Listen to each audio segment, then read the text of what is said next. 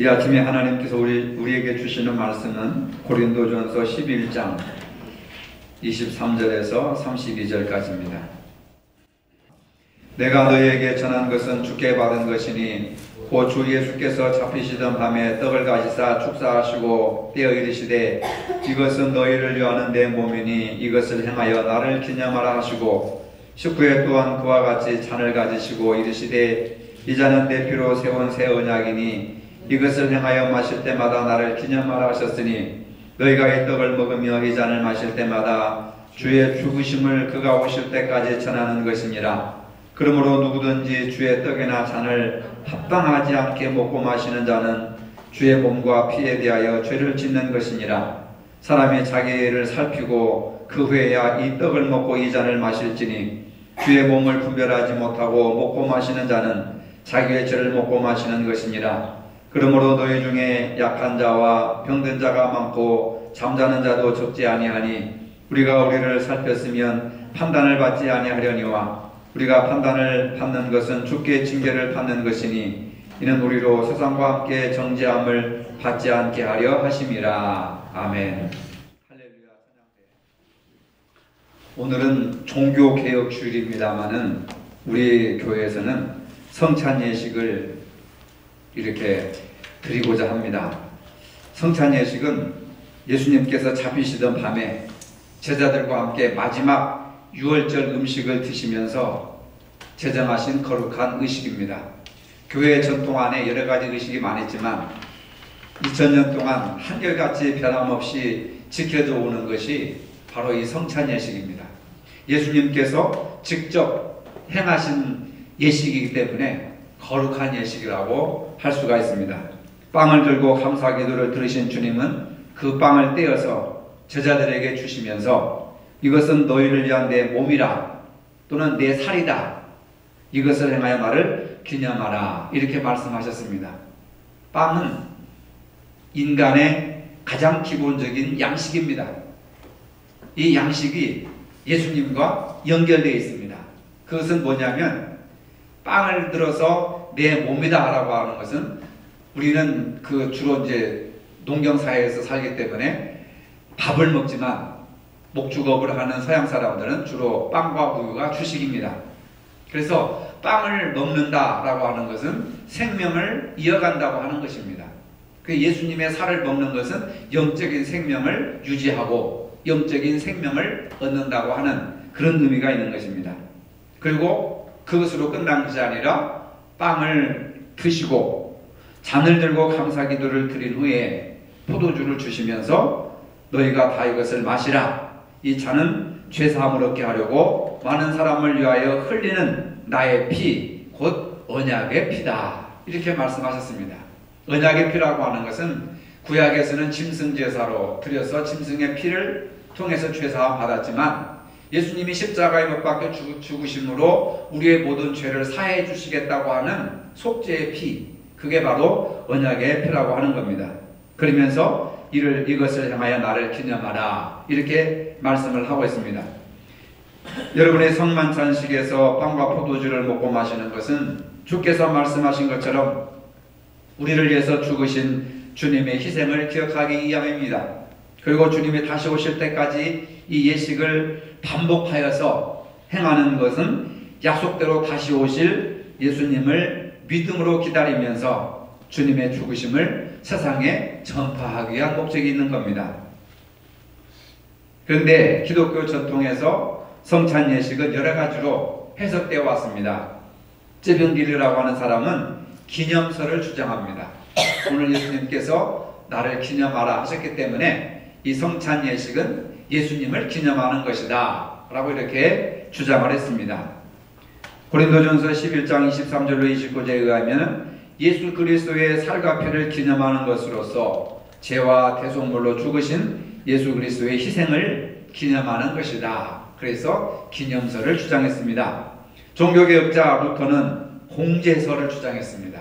공제설이라고 하는 것은 천주교가 성찬의 떡과 포도주가 그리스도의 살과 피로 실제적으로 변한다는 주장을 반격해서 공제설을 주장했는데 그 그 빵과 포도주가 예수님의 살과 피로서 본질적인 것은 변하지 않고 그 요소 안에 빵과 포도주 안에 예수님이 몸으로 임재한다. 그래서 공제설이라 이런 말을 합니다. 천주교에서는 빵과 포도주가 내 입에 들어오는 순간 그것이 예수님의 살과 피로 변한다. 그래서 화채설, 육체가 된다 라고 이렇게 화채설을 주장합니다. 근데 깔뱅은, 같은 종교개혁자 깔뱅은 영적 임재설을 주장합니다. 성만찬을 통해서 빵과 포도주를 먹으면서 먹는 그 순간에 예수님이 영적으로 내 안에 임재하신다 라고 해서 영적 임재설이다. 그리고 우리 개신교 교단에서는 바로 이 깔뱅의 영적 임재설을 따르고 있습니다. 장로교 교단의 중심 교리가 바로 이 깔뱅의 영적 임재설을 지지하고 있기 때문에 우리가 눈에 보이는 것은 작은 빵과 포도주지만은 그것을 먹을 때, 마실 때 예수님이 육체적으로 임재하는 것이 아니라 영적으로 임재하는 겁니다. 천주교는 그 빵을 먹고 마실 때 내 속에 육체로, 예수님의 육체로 임재하신다고 하는 화채설을 주장하지만 우리는 눈으로 보아라. 우리가 아무리 빵과 포도주를 먹어도 우리 안에 소화시키는 것은 빵과 포도주지 육체가 아니다. 예수님의 살과 피가 아니다. 만약에 예수님의 살과 피를 먹는다면 우리는 식인종이다. 이런 생각을 하기 때문에 좀 더 고차원적이고 고급스러운 신학을 발전시켜서 육체로 임재하는 것이 아니라 영적으로 예수님이 우리 안에 임재하신다. 그래서 무슨 설이에요? 영적 임재설이라 하는 겁니다. 그게 더 상식적이고 이해가 쉽잖아요. 그렇죠? 무슨 얘기인지 못 알아듣습니까? 알아듣습니다. 네, 영적으로 임재하는 거예요. 예수님은. 그래서 어떤 학자는 예수님의 살과 피, 빵과 포도주를 이를 행하는 의식을 보이는 예수님. 성경에 기록되어 있는 이 성경 말씀은 기록된 말씀이지만 성만찬은 보이는 말씀이다. 얼마나 중요한 얘기입니까? 그래서 읽는 말씀이 아니라 내가 직접 몸소 경험하고 체험하는 말씀이다. 성만찬이 이렇게 중요한 겁니다. 왜 그럴까요? 보이는 하나님의 말씀이기 때문에, 나타나신 주님의 몸이기 때문에 성만찬을 통해서 우리가 주님을 만나는, 영적으로 임재하시는 주님을 만나는 그런 경험과 체험이 있다고 하는 것을 알 수가 있습니다. 그래서 우리가 하나 된다고 하는 거예요. 예수님이 내 안에 임재하심으로 나는 예수님과 하나가 되었다. 요한복음에 보면 너희가 내 안에 내가 너희 안에 있으면 이 사람은 많은 열매를 맺게 된다 하는 겁니다. 성만찬에 참여함으로 예수님과 하나가 되는 거죠. 오늘 우리 박정규 성도님께서 세례를 받으시는데 한 달 전에 제가 책을 드렸습니다. 새신자 양육교재, 이것을 한 권을 다 읽고 오늘 아침에 일찍 저와 만나서 제가 이걸 다 읽으셨나 안 읽으셨나 확인하겠습니다. 그래가지고 아침에 일찍 오셔서 이 책을 한 권 다 읽으셨습니까? 그러니까 다 읽으셨대요. 하나님에 대해서, 예수님에 대해서, 성령에 대해서, 인간에 대해서, 구원에 대해서, 또 천국과 지옥에 대해서, 교회에 대해서, 성경과 예배에 대해서 아주 일목요연하게 쉽게 새신자들이 잘 읽고 이해할 수 있는 그것을 한 달 동안 열심히 읽으셨어요. 그래서 세례받을 자격이 충분하여서 오늘 여러분들 앞에 세례를 받게 하는 겁니다. 결국 세례를 받게 한다고 하는 것이 예수님과 하나가 되고 죄사함 받고 예수님을 내 마음속에 영접하고 이제는 주님 뜻대로 살겠다고 하는 선포식이나 마찬가지예요. 결혼식도 왜 하는 겁니까? 사람들한테 우리가 부부가 되었습니다라고 널리 알리는 거거든요. 세례 받는 것도 나는 이제 예수 믿는 사람입니다 하고 여러분들, 하나님 앞과 여러분들 앞에 널리 선포하는 것이나 마찬가지죠. 결혼식이나 세례식이나 예수님과 하나가 되고 예수님과 영적인 부부가 되어서 한 몸, 한 지체를 이루는 것이 바로 세례를 받는 것이고, 세례를 받는 그 순간에 성찬 예식에 참여할 수 있는 특권이 주어지는 것입니다. 그래서 오늘 우리가 이 예식이 얼마나 거룩하고 또 우리 박정규 성도님에게 얼마나 의미가 있고 감동적인 것인지, 그래서 세례를 받는 순간에 하나님의 생명책에 이름이 기록된다라고 이렇게 말씀을 드릴 수가 있습니다. 예수님은 하늘에서 내려온 생명의 떡이라고 했습니다. 이 떡을 먹는 자는 영원히 산다고 했습니다. 요한복음 6장 54절에 예수님이 이렇게 말씀하셨습니다. 내 살을 먹고 내 피를 마시는 자는 영생을 가졌고 마지막 날에 내가 그를 다시 살리리니. 얼마나 큰 축복이에요. 성찬식에 참여하는 사람은 살과 피를 먹고 영생을 얻게 되는 거고, 마지막 날 예수님의 재림하실 때에 다시 그를 부활시켜서 영생을 누리도록 하시겠다, 다시 살리시겠다 하는 그런 축복과 엄청난 의미가 들어있는 것을 알 수가 있습니다. 사도신경에도 그 내용이 정확하게 나오는데, 장사한 지 사흘 만에 죽은 자 가운데서 다시 살아나시며 하늘에 오르사라고 하는 구절이 있습니다. 하나님의 우편에 앉아 계셨다가 심판하러 다시 오실 것이라고 말씀해 주셨는데, 예수 그리스도는 하나님과 하나가 되고 성찬을 통해서 우리가 예수님과 하나가 되고 일체를 이루게 되는 것을 알 수가 있습니다. 이것은 바로 생명을 얻는다고 하는 뜻입니다. 내가 예수님이 되고 내가 하나님이 되는 것이 아니라 그리스도와 연합하여서 하나가 되고 하나님과 연합하여서 하나가 된다고 하는 것은 생명을 얻는다고 하는 뜻입니다. 왜? 생명의 주인이 누구예요? 하나님이시잖아요. 예수님은 생명의 떡이시잖아요. 생명의 빵이시잖아요. 그걸 우리가 먹잖아요. 영생을 얻는 거예요.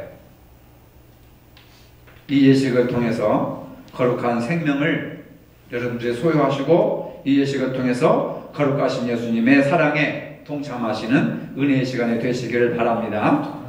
거룩하신 아버지, 주님의 살과 피를 먹고 마시며 주님 안에서 연합하여 하나 되게 하시니 감사합니다.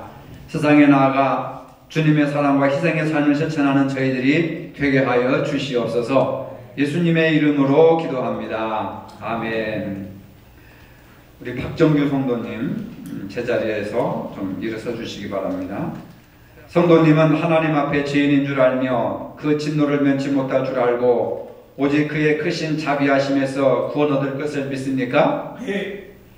성도님은 그리스도께서 하나님의 아들 되심과 죄인의 구주가 되심을 믿으며 복음에 말하는 바와 같이 구원하신 이는 오직 예수님 뿐이라고 믿으며 오직 그에게만 의지하시기로 생각하십니까? 네. 성도님은 지금 성령님의 은혜만 의지하고 그리스도를 따르는 자가 되고 모든 죄악을 버리고 그의 가르치심과 본을 따라 살기로 생각하십니까? 네. 마지막입니다. 교회의 관할과 치리에 복종하고 교회의 덕을 세우는 일에 힘쓰며 교인으로서의 의무와 권리를 바르게 행사하기로 생각합니까? 네. 예. 예수 그리스도를 구주로 믿는 박정규에게 내가 성부와 성자와 성령의 이름으로 세례를 주노라. 아멘.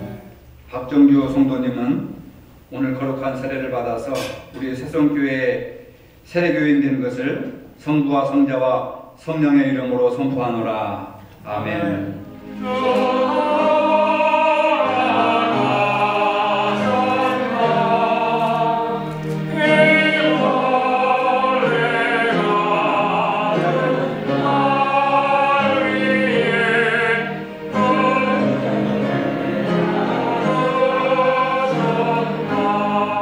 우리가 정결하지 못한 마음과 육체를 가지고 이 자리에 나와 있습니다.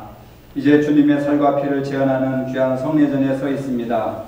이 자리에 임하셔서 우리의 입과 육체의 모든 기능에서 주님의 살과 피를 깊이 경험하는 소중한 순간으로 만들어 주시옵소서. 그리하여 주님을 뵙는 기쁨이 가득하게 하시고 온전히 성령님의 거룩하신 임재 안에서 이 고귀한 성례전이 이루어지도록 도와주시옵소서. 우리 위하여 살과 피를 찢기시고 흘리신 우리 주님 예수 그리스도의 이름으로 기도하옵나이다. 아멘. 주님께서 잡히시던 날 밤이었습니다. 우리 주님은 사랑하는 제자들과 같이 마지막 유월절 식사를 하셨습니다. 그때 떡을 들어 축사하셨습니다. 그리고 그 떡을 떼시면서 말씀하십니다. 이것은 너희를 위하여 상하고 찢긴 내 몸이다. 받으라 먹으라 명령하셨습니다. 이제 주님의 명령대로 주의 떡을 함께 받겠습니다.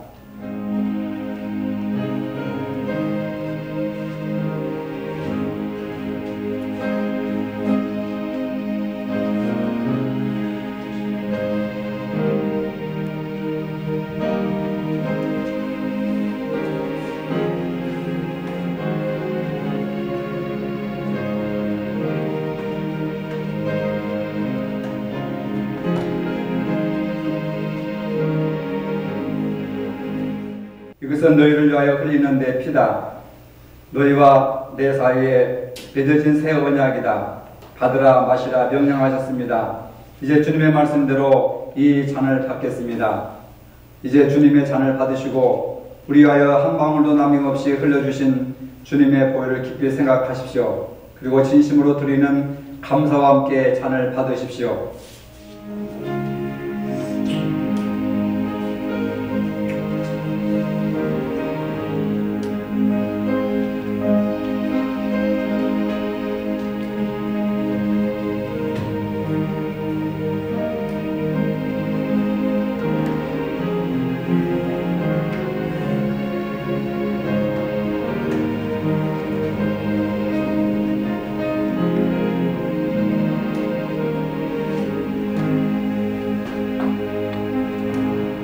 자비하시는 종으로 우리들을 이 성찬에 참여하게 하시고 사죄와 구원의 은혜를 새롭게 하여 주심을 감사드립니다. 우리가 우리 주님의 동일한 지체임을 확인하게 하시오니 감사합니다. 서로 사랑하고 하나가 되는 길을 걷게 하여 주시옵소서. 주님의 살과 피가 우리 육체를 지배하게 하시고 우리로 하여금 복음에 합당한 자가 되게 하여 주시옵소서. 우리로 이 땅에 화평을 심는 자가 되게 하시고 항상 옛사람의 죽음과 다시 사심을 증거하는 그러한 믿음의 삶을 살아갈 수 있도록 도와주시옵소서. 오직 하나님께 영광 돌리는 주님의 자녀들이 되게 하여 주시옵소서. 예수님의 이름으로 기도합니다. 아멘. 이제는 우리 주 예수 그리스도의 은혜와 하나님 아버지의 무한하신 사랑과 성령의 교통하심이 주님의 살과 피로 희생과 사랑의 삶을 살기를 다짐하는 모든 성도들 머리 위에, 그리고 오늘 세례를 받으신 박정규 성도님 머리 위에 이제로부터 영원토록 함께 하시기를 축원하옵나이다. 아멘.